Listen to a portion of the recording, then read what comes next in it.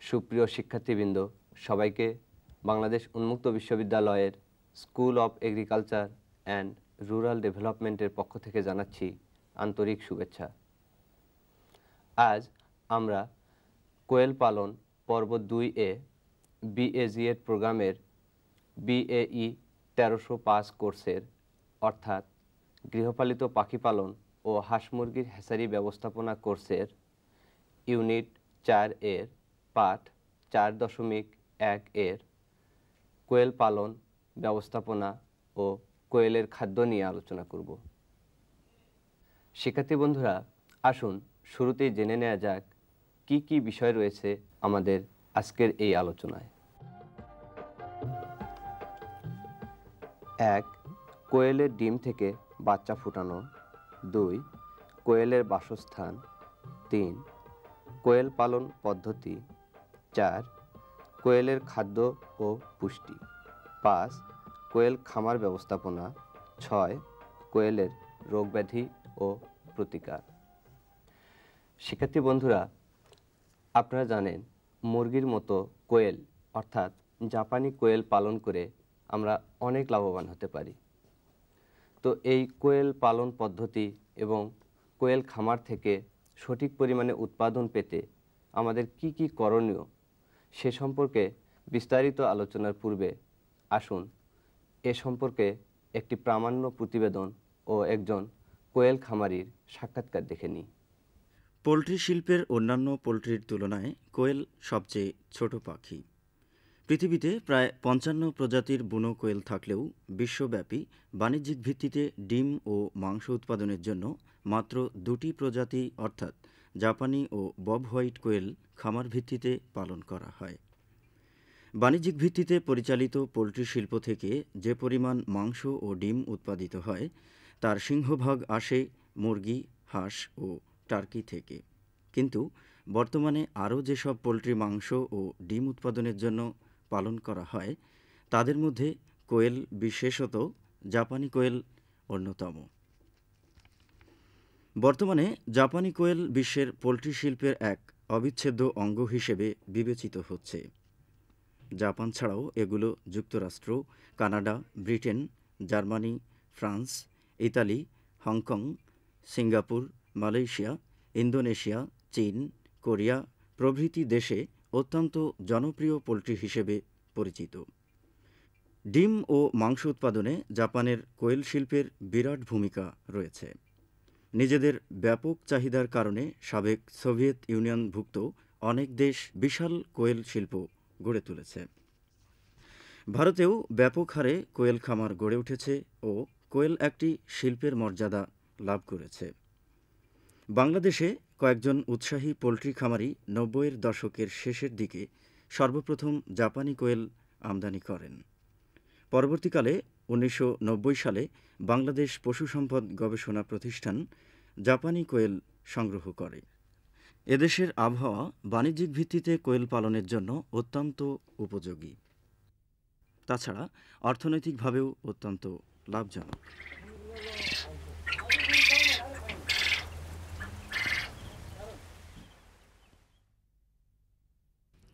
সুপ্রিয় শিক্ষার্থী বন্ধুরা, আমার শুভেচ্ছা নেবেন।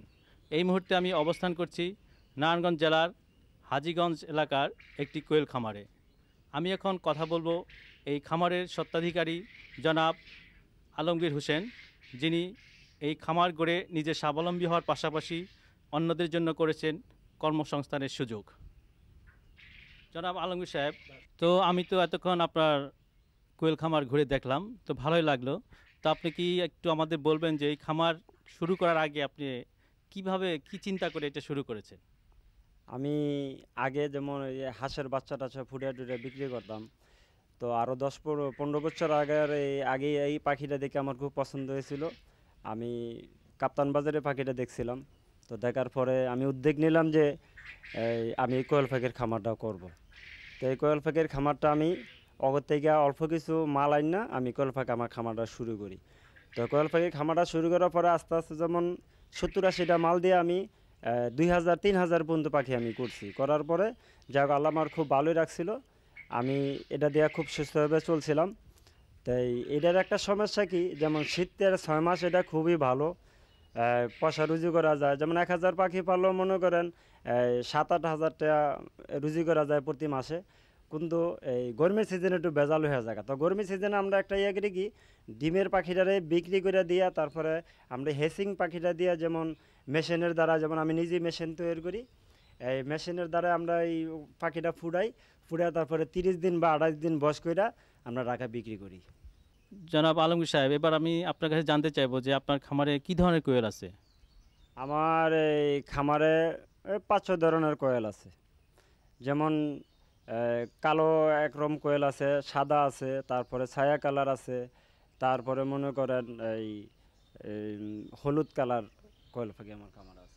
তো আপনি কি ডিমের জন্য না মাংসের জন্য পালন করেন, একটু বলবেন কি? আমি ওই শীতের জন্য ডিমের পাখিটাই বেশিরভাগ করি, ডিম বিক্রি করার জন্য। ওই সঙ্গে আমি ওই আপনার বেচার কোয়েলটা কমাই দিই। আর গরমের সিজন হইলে আমি ইয়া করি, ওই যে এই ডিমের পাখিটা বন্ধ করে দিয়া, যেমন আমি বেচার পাখিটা তৈরি করি। যেমন কাপ্তান বাজার মালদা চলে, তারপরে কাডাবন চালাই, তারপরে মনে করেন মিরপুরে চালাই। আবার এলাকার দিকেও কিছু খামারিরও এই পাল্লা বড় করে করে আমার থেকে একদিনকার বাচ্চা নিয়ে যায় তারা। তো আলমগীর সাহেব, এবার আপনার কাছে জানতে চাইবো যে আপনি ডিম থেকে কিভাবে বাচ্চা ফুটান, এই সম্বন্ধে একটু বলবেন কি? ডিম থেকে বাচ্চা ফুটায়, যেমন এটা একটা করুণ কাহিনীর মতো। ইনকিউবেটার মেশিন সম্বন্ধে আগে আমি কিছু জানতাম না। তো আমার এক বড় ভাই আছে, হ্যাঁ দেখলাম যে ইনকিউবেটার মেশিন তৈরি করে। তো আগে তো বলতাম যে একটা ডিম কীভাবে একটা মেশিন দিয়ে তৈরি হয়। তারপর হ্যার কাছে গেলাম, যাওয়ানোর পর আমরা সে বললো যে হ্যাঁ ইনকিউবেটার মেশিন আমি তোমারে শেখাবো। তো হ্যাঁ আমার 2-3 মাস যেমন শিখাইলো, শেখানোর পরে একদিন আমার বললো যে তুমি একটা মেশিন তৈরি করবা। তো আল্লাহ রহমতে ওই মেশিন আমি তৈরি করে আমি সাকসেস, মানে ওই মেশিনের ডিমটি ফুটেও কমপ্লিট, যে হ্যাঁ আমার বলছে তোমার এই মেশিন মানার কমপ্লিট, আর তোমার লাগবে না। তো এই ইনকিউবেটার মেশিন আমি মানাইও অনেক, না হলেও 30-35টা মেশিন আমি বেচি, আরও আমার 2টা মেশিনের অর্ডার আছে। তো আলমগীর সাহেব, আপনি যে ইনকিউবেটর তৈরি করেছেন, তো এটার তাপমাত্রা বা আর্দ্রতা এগুলো কিভাবে আপনি রক্ষা করেন, একটু বলবেন কি? আর্দ্রতার একটা মিটার পাওয়া যায়, এটা ইন্ডিয়ার থেকে আইয়ে, বা ওই আপনার ইয়াতে কিনা টিকাতলিও পাওয়া যায়। যেমন কোয়েল পাখির আর্দ্রতা লাগতেছে আপনার 88। আপনার এই কোয়েলকে খাদ্য কিভাবে সরবরাহ করেন এবং প্রতিদিন বাচ্চা কোয়েল বা বড় কোয়েলের কি পরিমাণ খাদ্য লাগে? একটা কোয়েল পাখির হিসাব তো দেওয়া যাবে না, আমরা শতকরা হিসাব দিই। যেমন একটা কোয়েল পাখি একদিনকার থেকে শুরু করে বা 10 দিন বা 20 দিনে কতটুকু খাইলে এটার কোনো হিসাব নাই। কিন্তু একটা হিসাব আছে শতকরা, আমরা বলতে পারি যেদিনকে ইনকিউবেটর থেকে বাচ্চারা নামলো, শতকরা মনে করেন 200 থেকে 250 গ্রাম খায়। আর এই সপ্তাহে 2 দিন পর থেকে মনে করেন 300 থেকে 400 গ্রাম খায়। এবং পুরা সপ্তাহে ধরেন যায় ঘরে এটা ডেলি 1 কেজি করে খায়। আর দ্বিতীয় সপ্তাহে মনে করেন 1.5 থেকে 15 কেজি খায়। এবার যে আস্তে আস্তে বাড়ে। তো আমরা বড় পাখি যেটা আমরা হিসাবে ধরি শতকরা 2.5 কেজি, 100 পাখিতে 2.5 কেজি খাদ্য খায়। তো আলমগীর সাহেব, আমি সবশেষে আপনার কাছে একটি কোশ্চেন তুলে ধরছি, সেটা হচ্ছে যে হাঁস মুরগি এবং কোয়েলের মধ্যে কোনটি আপনার রোগ কম হয়, এ সম্পর্কে আপনার ধারণা আছে কি? হাঁস মুরগির থেকে কোয়েল পাখির রোগ অনেকই কম। যেমন হাঁস মুরগিতে ভ্যাকসিন দিতে হয়, বহুত কিছু প্রশিক্ষণ দিতে হয়। তো কোয়েল পাখি কোনো ভ্যাকসিন ট্যাকসিন দিতে হয় না। এটা রোগ জীবাণু অনেকই কম আছে, এটা রোগ জীবাণু। হালকা কিছু ওষুধ খাওয়াইলে, যেমন রানামাইসিন, কসমেটিক প্লাস খাওয়াইলে সেটা জায়গায় এমন কোনো ডেয়ারিং কোনো অসুখ এটার মধ্যে নাই। শিক্ষার্থীবৃন্দু, এতক্ষণ আমরা কোয়েল সম্পর্কে একটি সচিত্র প্রতিবেদন দেখলাম এবং একজন সফল খামারির সঙ্গে আলোচনা থেকে কোয়েল পালন সম্পর্কে বাস্তব বেশ কিছু তথ্য জানতে পারলাম। শিক্ষার্থীবৃন্দু, পোলট্রি জগতে হাঁস মুরগি ছাড়া আরও অনেক পাখি রয়েছে যারা পুষ্টি যোগান ও অর্থনৈতিক কারণে বেশ গুরুত্বপূর্ণ। আর এমনি একটি পাখি হলো কোয়েল। আপনারা জানেন আমাদের দেশে প্রাণীজ প্রোটিনের ব্যাপক ঘাটতির এই চাহিদার তুলনায় যোগান একেবারেই অপ্রতুল। কাজেই হাঁস মুরগির পাশাপাশি কোয়েল এক্ষেত্রে একটি গুরুত্বপূর্ণ ভূমিকা পালন করতে পারে, কারণ হাঁস মুরগির তুলনায় কোয়েলের রোগ প্রতিরোধ ক্ষমতা অনেকটা বেশি। তাছাড়া স্বল্প পুঁজি, অল্প জায়গায় অধিক সংখ্যক পালন, স্বল্প সময়ে বংশধর উৎপাদন ও সহজ পালন পদ্ধতির কারণে বর্তমানে বাংলাদেশে কোয়েল পালন বেশ জনপ্রিয় হয়ে উঠেছে। শিক্ষার্থীবৃন্দু, কোয়েল পালনের ওপর আমাদের আজকের এ আলোচনায় উপস্থিত আছেন বাংলাদেশ উন্মুক্ত বিশ্ববিদ্যালয়ের শিক্ষক, বিশিষ্ট কোয়েল বিশেষজ্ঞ, কোয়েলের ওপর যার বেশ কিছু গবেষণা প্রকাশনা ছাড়াও একটি পূর্ণাঙ্গ বই রয়েছে, ডক্টর আ.ন.ম আমিনুর রহমান, এবং আরও উপস্থিত আছেন বিশিষ্ট পোলট্রি বিশেষজ্ঞ জনাব মোহাম্মদ রকিবুর রহমান। শিক্ষার্থীবৃন্দু, আমরা জানি কোয়েল পালন করতে গেলে শুরুতেই প্রয়োজন হবে কোয়েলের বাচ্চার। তো এই কোয়েলের একদিনের বাচ্চা কিভাবে পাওয়া যাবে এ সম্বন্ধে আমি এখন প্রথমে জিজ্ঞাসা করছি ডক্টর আমিনের কাছে যে এই কোয়েল পালন করতে যে একদিনের বাচ্চা লাগে, এটা শুরুতে আমরা কিভাবে কোথায় পাবো বা এ সম্বন্ধে আপনি বিস্তারিত বলবেন। ধন্যবাদ ডক্টর বারী। আসলে কোয়েল খামার কেউ যদি করতে চান অবশ্যই তার একদিন বয়সের বাচ্চা দিয়েই শুরু করা উচিত। অবশ্য যদিও এটা বিভিন্ন উদ্দেশ্যের উপর নির্ভর করছে যে তিনি কি ধরনের খামার করতে চান। যাই হোক, শুরুতে যারা খামার করবেন একদিন বয়সের বাচ্চা দিয়েই তারা খামার করে থাকেন। আর এই বাচ্চাগুলো অবশ্যই পেতে হবে হ্যাচারি থেকে, যেখানে ডিম থেকে বাচ্চা ফোটানো হয়ে থাকে। তো আমরা একটা জিনিস জানি যে ডিম থেকে ফুটতে কোয়েলের বাচ্চার সময় লাগে গড়ে 17 দিন। এটা ভেরিয়েশন হতে পারে 16 থেকে 18 দিন। তবে দুইভাবে আমরা বাচ্চাটা পেতে পারি, একটা হলো প্রাকৃতিক পদ্ধতিতে, আর একটা হচ্ছে বাণিজ্যিক ভিত্তিতে ইনকিউবেটরের মাধ্যমে। তো প্রাকৃতিক পদ্ধতিতে সাধারণত আমরা মুরগি, ছোট কুচে মুরগি বা কুচে কোয়েল, তবে যেহেতু আসলে বর্তমানে কুচে কোয়েল দিয়ে এটা করাটা মুশকিল, কারণ বাণিজ্যিক ভিত্তিতে পোষার কারণে তাদের বুনো স্বভাবটা তারা প্রায় হারিয়ে বসেছে। তো সে কারণে বাণিজ্যিক ভিত্তিতে কোয়েল থেকে এখন আর আমরা বাচ্চা ফোটাতে পারছি না। কবুতর দিয়েও অনেকে চেষ্টা করেছেন এবং ফোটানো গেছে।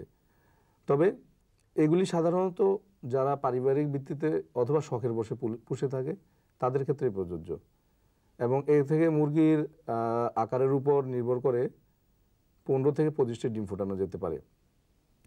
এটা আর কি, যে বুনো কোয়েল তারা যেভাবে ঘাস বনে বাসা বেঁধে মৌসুমে 6 থেকে 8টি ডিম পারত এবং বাচ্চা ফোটাতো, সেটারই একটা বিকল্প ব্যবস্থা। কিন্তু আমরা বর্তমানে খামার গড়ছি, কোয়েলের প্রসার ঘটাচ্ছি, এর মাধ্যমে অর্থনৈতিকভাবে উপকৃত হচ্ছি। সে কারণে আমাদেরকে বাণিজ্যিক ভিত্তিতে চিন্তা করতে হবে, আর তা করতে হলে অবশ্যই আমাদেরকে ইনকিউবেটরের দিকে যেতে হবে। এখন বিভিন্ন ধরনের ইনকিউবেটর রয়েছে এবং এর আকার আকৃতিও নির্ভর করছে কত ডিম আমরা ফুটাবো, অর্থাৎ এর ধারণ ক্ষমতার উপর। তো আমরা যেটা করি, আমাদের এই বাংলাদেশে আমরা বিদেশ থেকে কমার্শিয়াল ইনকিউবেটর নিয়ে আসি। শুরুতে তাই হয়েছিল। আবার কিছু কিছু উৎসাহী খামার যারা আসলে এই লাইনের লোক ছিল না, কিন্তু তারাও তাদের উদ্যমী শক্তির কারণে তারা তৈরি করেছে ছোট ছোট ইনকিউবেটর, যা দিয়ে 1,000 থেকে 10,000 পর্যন্ত ডিম তারা ফুটিয়ে থাকতো। তবে বাণিজ্যিক কমার্শিয়াল ইনকিউবেটরগুলি 1,000 থেকে 1 লাখ, এমনকি তারও বেশি ডিম ফোটানো সম্ভব। আমাদের দেশের ইনকিউবেটরগুলিতে আমরা সাধারণত 1,000 থেকে 10,000 ডিম বা 20,000 ডিম ফুটিয়ে থাকি। আর এই ইনকিউবেটরগুলি চালাতে হলে বা তৈরি করতে হলে এতে 4টা বিষয় আমাদেরকে নজর দিতে হবে। যেমন তাপমাত্রা, তারপরে এই তাপমাত্রাটা সাধারণত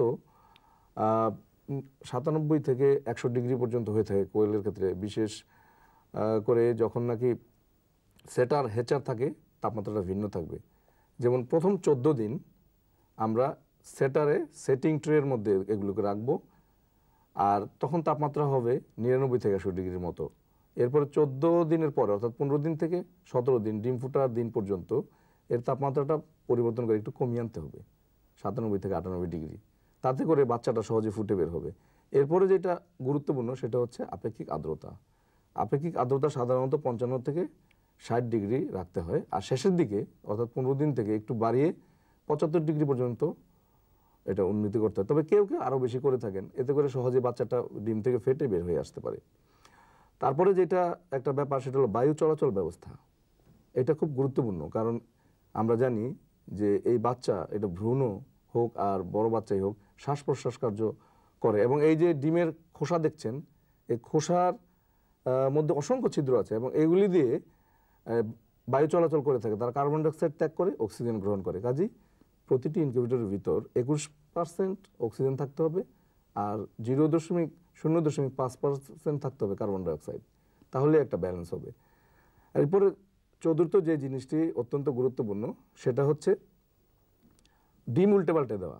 যেগুলি বড় ইনকিউবেটর, অটোমেটিক ইনকিউবেটর, সেগুলি অটোমেটিক নির্দিষ্ট সময় পর পর অন্তত 4 থেকে 6 বার ডিম ঘুরিয়ে দিবে বিভিন্ন অ্যাঙ্গেলে। কিন্তু যেগুলি আমরা স্থানীয়ভাবে তৈরি করি, সেগুলিতে আমাদের হাতেই উল্টে পাল্টে দিতে হবে। অনেক ক্ষেত্রে সেটার হেচার, খুব ক্ষুদ্র বা ছোট ইনকিউবেটরের ক্ষেত্রে সেটার হেচার আলাদা থাকে না, একই থাকে। সেই ক্ষেত্রেও আমাদের সেই ব্যবস্থাটা করতে হবে।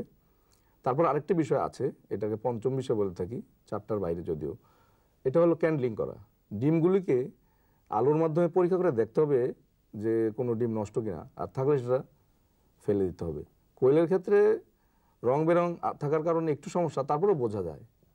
তো এই বিষয়গুলি যদি আমরা মেনে চলি, আশা করা যায় যে সুন্দরভাবে আমরা একদিন বয়সের বাচ্চা প্রডিউস করতে পারবো। মিস্টার রকিবের নিকট আসছে যে আমরা জানি যে মুরগি পালন করতে গেলে বাসস্থানের প্রয়োজন হয়, বাণিজ্যিক ভিত্তিতে আমরা দেখি। তো কোয়েল এক্ষেত্রে ব্যতিক্রম নয়, কোয়েলের জন্য নিশ্চয়ই বাসস্থান প্রয়োজন হবে। তো কোয়েলের ক্ষেত্রে বাসস্থান কেমন হলে ভালো হয়, তো এ ব্যাপারে যদি আপনি কিছু বলতেন আর কি। ধন্যবাদ বাড়ি। কোয়েল পালনের ক্ষেত্রে কোয়েলের বাসস্থান, অর্থাৎ যে ঘরটিতে কোয়েল পালন করা হবে, সে ঘরটি যথেষ্ট মজবুত হতে হবে। ঘরটি এমনভাবে তৈরি হতে হবে যেন পর্যাপ্ত আলো বাতাস প্রবেশ করতে পারে। তবে একটি বিষয় লক্ষণীয় বা একটি বিষয় বিশেষভাবে লক্ষ্য রাখতে হবে, যেন ঘরে বৃষ্টির পানি, ইঁদুর বা অন্য কোনো পাখি প্রবেশ করতে না পারে এবং কোয়েলকে কোনো রকমে ডিস্টার্ব বা বিরক্ত না করে।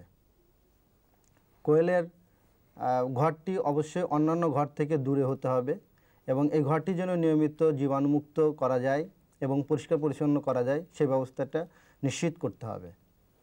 কোয়েলের ব্রুডিং এবং রেয়ারিংয়ের জন্য আলাদা ঘর হলে সবচেয়ে ভালো হয়। তবে যদি আলাদা ঘর না থাকে, সেক্ষেত্রে একই ঘরে বেড়া বা পার্টিশন দিয়ে ব্রুডিং এবং রেয়ারিং পর্ব সম্পন্ন করা সম্ভব। এই কোয়েলের বাসস্থান সম্বন্ধে আমরা জানলাম। তো এই কোয়েলকে আবার কতভাবে আমরা পালন করতে পারি, অর্থাৎ পালন পদ্ধতি কি কি হতে পারে কোয়েলের ক্ষেত্রে একটু? বাচ্চা বা বয়স্ক মুরগির মতো কোয়েলকে আমরা 3টি পর্বে বা 3টি ভাবে পালন করতে পারি। প্রথমত খাঁচা বা ব্যাটারিতে, দ্বিতীয়ত লিটারে এবং তৃতীয়ত ব্যাটারি এবং লিটারের সমন্বয়। তো প্রথমে আসা যাক খাঁচা বা ব্যাটারি পদ্ধতি সম্পর্কে। এ পদ্ধতিতে ব্রুডিং, রেয়ারিং এবং লেইং পর্বটি বিশেষভাবে তৈরি খাঁচায় সম্পন্ন করা হয়। খাঁচার আয়তন সংখ্যা, কোয়েলের সংখ্যার উপর নির্ভর করে এবং কোয়েলের সংখ্যার উপর ভিত্তি করে খাঁচাকে 1 তলা থেকে শুরু করে 5-6 তলা বিশিষ্ট খাঁচা করা যায়। একটি বিষয় বিশেষভাবে লক্ষণীয় যে ব্যাটারি বা খাঁচাতে কোয়েল পালনের ক্ষেত্রে লিটারের চেয়ে কম জায়গার প্রয়োজন হয়। এখন আসি লিটার পদ্ধতিতে। এই পদ্ধতিতে কোয়েল পালনের প্রতিটি পর্বই ডিপ লিটার অতিবাহিত করা হয়, অর্থাৎ সকল ক্ষেত্রেই কোয়েলকে লিটারে বা মেঝেতে ছেড়ে পালন করা হয়। এ পদ্ধতিতে মেঝের উপরে কাঠের গুঁড়া, কাগজ, আখের ছোবড়া প্রভৃতি বিছানো হয়, যেগুলি লিটার হিসাবে অভিহিত। এই পদ্ধতিতে খাঁচা বা ব্যাটারির তুলনায় অধিক জায়গার প্রয়োজন হয়। এখন আসি তৃতীয়ত ব্যাটারি ও লিটারের সমন্বিত পদ্ধতি। এ পদ্ধতিতে ব্রুডিং পর্বটি লিটারে সম্পন্ন করা হয় এবং পরবর্তী পর্বগুলো ডিপ লিটারে সম্পন্ন করা হয়। কিছুক্ষণ আগে মিস্টার রকিব আলোচনা করতেছিলেন কোয়েলের বাসস্থান সম্বন্ধে, কেমন হলে ভালো হয়। তো কোয়েলের ঘরে কি রকম পরিবেশ হলে ভালো হয়, বা একটা খামারির কি কি বিষয়ের দিকে নজর দিতে হবে কোয়েলের ঘরের পরিবেশ সুন্দর রাখতে, এ বিষয়ে আপনি যদি একটু বলতেন। অত্যন্ত গুরুত্বপূর্ণ একটি প্রশ্ন করেছেন। আসলে কোয়েলের বাচ্চার দৈহিক বৃদ্ধি এবং এর থেকে পরবর্তীতে ভালো উৎপাদন পেতে হলে ঘরের পরিবেশটা একটা গুরুত্বপূর্ণ প্রভাব আছে এর উপর। কারণ ঘরের পরিবেশ যদি সঠিক না হয় তাহলে কিন্তু এর থেকে আমরা কাঙ্ক্ষিত উৎপাদন পাবো না, আর এর বৃদ্ধিরও অনেক সমস্যা হবে। তো কোয়েলের ঘরে যেই কয়েকটি জিনিস আমাদের বজায় রাখতে হবে, অর্থাৎ খামারিদের মেনটেন করতে হবে, সেটার মধ্যে তাপমাত্রা, আপেক্ষিক আর্দ্রতা, পর্যাপ্ত আলো, তারপর এদের জন্য প্রপার স্পেস বা এদের জায়গা, কতটুকু জায়গা লাগবে, তারপর এদের খাবার ও পানির পাত্রের জায়গা, এই বিষয়গুলো বিবেচনা করতে হবে। প্রথমে আসা যাক তাপমাত্রার বিষয়ে। বাচ্চা ফোটার পর থেকে যখন একদিন বয়সের বাচ্চাটা আমরা কেজেই সাধারণত পুষে থাকি, কেজে নিয়ে যাব, তখন ওই ঘরের তাপমাত্রা বা ওই অংশটুকুর হোবারের তাপমাত্রা থাকতে হবে 35 ডিগ্রি সেন্টিগ্রেড বা সেলসিয়াস, যেটাই আমরা বলি। তো এই তাপমাত্রা আমরা প্রতি 7 দিনে 5 ডিগ্রি করে কমিয়ে 4 সপ্তাহ পরে আমরা এই ঘরের তাপমাত্রা নিয়ে আসবো, অর্থাৎ 21 থেকে 22 ডিগ্রির মধ্যে নিয়ে আসবো। এরপরে আসবে আলো। বাচ্চার বৃদ্ধির জন্য আলো অত্যন্ত গুরুত্বপূর্ণ এবং জন্মের প্রথম 2 সপ্তাহ পর্যন্ত পুরো ঘরে 24 ঘন্টা আলো জ্বালিয়ে রাখতে হবে। বিশেষ করে হোবার বা ব্রুডার, অর্থাৎ বাচ্চা তাপানোর যে জায়গাটুকু, সেই জায়গাটুকুতে আমাদের 24 ঘন্টা আলো রাখতে হবে, কারণ এই আলো থেকে কিন্তু তারা তাপ পায়। আর এরপরে যখন বড় হয়ে যাবে 3 থেকে 5 সপ্তাহ, তখন এটা 12 ঘন্টায় কমিয়ে আনলেই হবে। আরেকটা জিনিস খুব গুরুত্বপূর্ণ, সেটা হচ্ছে যখন আমরা ডিম পাড়া কোয়েলের ডিম বেশি আমরা চাইবো, তখন কিন্তু তাকে 16 ঘন্টা আলো দিতে হবে। অর্থাৎ পর্যাপ্ত ডিম পেতে হলে প্রতিদিন 16 ঘন্টা আলো দিতে হবে লেয়ার কোয়েলকে। এরপরে আসবে আপেক্ষিক আর্দ্রতা। এই আপেক্ষিক আর্দ্রতা আমরা জন্মের প্রথম থেকে 4 সপ্তাহ পর্যন্ত 60 থেকে 65% রাখবো। এরপর 5ম সপ্তাহ থেকে বাকি সময় কমিয়ে সেটাকে 55 থেকে 60 ডিগ্রি 60% করে নিতে হবে। তারপর আসবে তাদের জায়গা। এখন এটা একটা গুরুত্বপূর্ণ বিষয়, কারণ আমরা যারা খামার গড়ব বা যারা খামার গড়বেন তাদের জন্য জায়গার কিন্তু একটা গুরুত্ব আছে। কতটুকু জায়গা লাগবে? একদিন বয়সের বাচ্চার জন্য 75 বর্গ সেন্টিমিটার জায়গার প্রয়োজন। আর যখন এটা বড় হবে, বড় একটা ডিম পাড়া কোয়েল হবে, তখন সেটার জন্য বেড়ে 200 বর্গ সেন্টিমিটার হবে। কাজে এই জায়গাটুকু আমাদের মেনটেন করতে হবে। যদি এর চেয়ে কম হয় তাহলে ওভার ক্রাউডিং হবে, ঘনত্ব বেড়ে যাবে, যার ফলে আমরা কাঙ্ক্ষিত উৎপাদন পাবো না। আবার বেশি হলেও তারা দৌড়াদৌড়ি বেশি করবে, তাদের এনার্জি বেশি খরচ হবে। তো এরপরে আসবে তাদের খাবার ও পানির পাত্র। এই জায়গাটুকুর মধ্যে আবার তাদের জন্য খাবার এবং পানির পাত্র রাখতে হবে। একদিন বয়সের বাচ্চার জন্য খাবার ও পানির পাত্র যথাক্রমে 2 ও 1 বর্গ সেন্টিমিটার হবে, আর বয়স্ক কোয়েলের জন্য সেটা বেড়ে 2 ও 3 বর্গ সেন্টিমিটার হবে। এখন এই সমস্ত বিষয়গুলো খামারিরা যদি মেনে চলেন তাহলে অবশ্যই বাচ্চার দৈহিক বৃদ্ধি এবং এর থেকে কাঙ্ক্ষিত উৎপাদন আমরা পেতে পারবো। তো কোয়েলের ক্ষেত্রে খাদ্য ব্যবস্থাপনা কেমন হলে ভালো হয়, আপনি এ বিষয়ে যদি একটু বিস্তারিত বলতেন। ধন্যবাদ বারি। কোয়েল পালনের বিভিন্ন পর্বে স্বাস্থ্য রক্ষা, স্বাভাবিক বৃদ্ধি, ডিম ও মাংস উৎপাদনের জন্য এর পুষ্টি উপাদানের বিভিন্ন তারতম্য ঘটে থাকে। সাধারণত কোয়েল পালনের সমস্ত বয়সকে আমরা 4টি পর্বে ভাগ করতে পারি। একটি হলো প্রারম্ভিক পর্ব, যেখানে একদিন বয়স থেকে 2 সপ্তাহ বয়স পর্যন্ত কোয়েলের সময়টা কালটি এর মধ্যে অন্তর্ভুক্ত। বৃদ্ধি পর্ব, এ পর্বে 3য় সপ্তাহ থেকে 5ম সপ্তাহ পর্যন্ত সময়টা অন্তর্ভুক্ত। লেইং পর্ব বা ডিম পাড়া পর্ব, এই পর্বটি সাধারণত 6 সপ্তাহ বয়স থেকে ডিম পাড়ার শেষ সময় পর্যন্ত বিস্তৃত। ব্রিডিং পর্ব, সাধারণত লেইং পর্বটি ব্রিডিং পর্বের মধ্যে অন্তর্ভুক্ত, তবে ডিম পাড়ার শুরুর 2 সপ্তাহ পর থেকে, অর্থাৎ 6 বা 7 বা 8 সপ্তাহ বয়স থেকে আমরা এটিকে ব্রিডিং পর্বের অন্তর্ভুক্ত করে থাকি। প্রারম্ভিক পর্ব, এ পর্বে ব্রয়লার কোয়েলের খাদ্যে প্রতি কেজিতে 2800 কিলো ক্যালোরি শক্তি এবং 27% আমিষ থাকা প্রয়োজন। লেয়ার কোয়েলের ক্ষেত্রে আমিষের পরিমাণ কিছুটা কম হয়, কারণ ব্রয়লার কোয়েলের মাংস বৃদ্ধিটি মূল বিষয়, কিন্তু লেয়ার কোয়েলের ক্ষেত্রে এখানে আমিষের পরিমাণ কম লাগে, অর্থাৎ 24% আমিষ এবং 2750 কিলো ক্যালোরি শক্তি প্রতি কেজি খাবারে থাকা প্রয়োজন হয়। বৃদ্ধি পর্ব, এই পর্বে ব্রয়লার কোয়েলের ক্ষেত্রে 24% আমিষ এবং 2750 কিলো ক্যালোরি শক্তি প্রয়োজন হয়। লেয়ার কোয়েলের ক্ষেত্রে 20% আমিষ এবং 2700 কিলো ক্যালোরি শক্তি প্রয়োজন হয়। ডিম পাড়া কোয়েলের ক্ষেত্রে প্রতি কেজি খাদ্যে 19% আমিষ এবং 2700 কিলো ক্যালোরি শক্তি প্রয়োজন হয়। ব্রিডার কোয়েলের ক্ষেত্রে পুষ্টি উপাদানের পরিমাণ এখনও তেমনভাবে নির্ণীত হয়নি, ফলে লেয়ার খাদ্যকেই ব্রিডার খাদ্য হিসাবে ব্যবহার করা হয়ে থাকে। তবে একটি বিষয় বিশেষভাবে লক্ষ্য রাখতে হবে, ব্রিডার কোয়েলের খাদ্যে পর্যাপ্ত পরিমাণে খনিজ পদার্থ এবং ভিটামিনের যোগান দিতে হবে। এবার আমি ডক্টর আমিনের নিকট আসছি যে একটি কথা অত্যন্ত বাস্তব যে একটা কোয়েল খামার থেকে সঠিক উৎপাদন পেতে কোয়েল খামার ব্যবস্থাপনার খুঁটিনাটি অনেক বিষয় সম্বন্ধে খামারিকে জ্ঞান লাভ দরকার। তো কোনো নতুন খামারি যদি এই খামার ব্যবস্থাপনার খুঁটিনাটি বিষয় সম্বন্ধে জ্ঞান কম থাকে তাহলে এই খামার থেকে পর্যাপ্ত উৎপাদন নিশ্চয় সম্ভব না। এক্ষেত্রে একজন খামারির মানে একটা খামার থেকে সঠিক উৎপাদন পেতে কি কি বিষয় সাধারণত বিবেচনায় আনতে হবে বা জানতে হবে একজন খামারির, এ বিষয়ে আপনি বিস্তারিত যদি বলতেন। তো খামার ব্যবস্থাপনার কয়েকটি গুরুত্বপূর্ণ বিষয় রয়েছে, সেগুলি হলো 1. পীড়ন বা স্ট্রেস দূরীকরণ, 2. সঠিক খাদ্য ও পানি ব্যবস্থাপনা, সঠিক হারে ডিম উৎপাদনে নজর দেওয়া, কোয়েলের স্ত্রী পুরুষ নির্ণয় করা বা সেক্সিং, ঠোঁট কাটানো বা ডিপিকিং, সঠিক লিটার ব্যবস্থাপনা, খামারের স্বাস্থ্য স্যানিটেশন ব্যবস্থাপনা বজায় রাখা। এর বিকল্প নেই, কারণ আমরা যদি খামারটাকে সুন্দরভাবে সাজিয়ে গুছিয়ে রাখি, দেখতে যেমন সুন্দর লাগবে তেমনি ময়লা বা আবর্জনা আসবে না, আর এতে করে রোগ জীবাণু আসতে পারবে না, রোগ জীবাণু বংশবৃদ্ধি করতে পারবে না। কাজেই এই স্বাস্থ্য এবং জীবাণু ব্যবস্থাপন, স্যানিটেশন ব্যবস্থা, পয় নিষ্কাশন ব্যবস্থা, এগুলির দিকে আমাদের অবশ্যই নজর দিতে হবে। কোয়েল পালনের একটি প্রধান সুবিধা হচ্ছে এদের রোগ ব্যাধি অন্যান্য পোলট্রির তুলনায় অনেক কম। তবে তাই বলে রোগ যে একেবারেই হয় না তা কিন্তু না, বরঞ্চ কোয়েলও রোগে বিভিন্ন রকমের রোগে আক্রান্ত হয়।